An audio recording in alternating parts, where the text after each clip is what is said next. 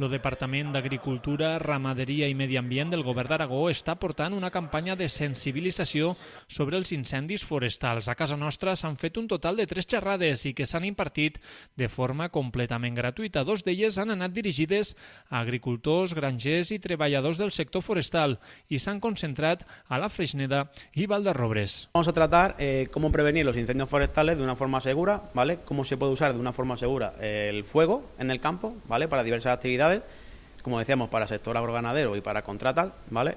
Cómo podemos consultar directamente en la página oficial de Incendios Forestales Aragón los diferentes índices de riesgo que tenemos, ¿vale? Para saber cuándo quemar y cuándo no quemar, ¿vale? Y medidas preventivas, material que podemos usar o que podemos llevar con nosotros para prevenir diferentes incendios que podamos provocar, o medidas preventivas que debemos conocer, ¿vale?, para actuar en caso de provocar un incendio. La tercera de les xerrades s'ha celebrat a l'Escola Vicente Ferrer Ramos de Valderrobres, la més gran de la comarca, la qual ha anat orientada als estudiants de primària.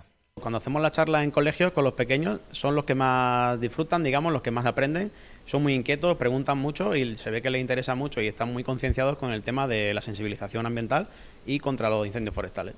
La verdad que suelen estar muy atentos, se les quedan bastante conceptos muy técnicos, que igual en diferentes edades no sería tan normal, pero se les suele quedar bastante bien.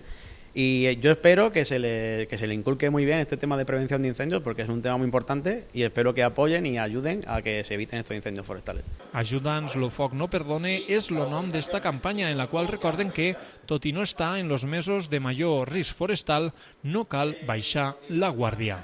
Los incendios forestales suelen estar concentrados siempre en épocas de más calor, digamos, ¿no? La época de primavera-verano, pero provocar un incendio forestal es muy fácil y se puede hacer incluso también en la época de invierno. Entonces es importante que sepan durante todo el año estas medidas preventivas y estos usos del fuego, ¿vale?, para intentar evitar que se produzcan estos incendios forestales.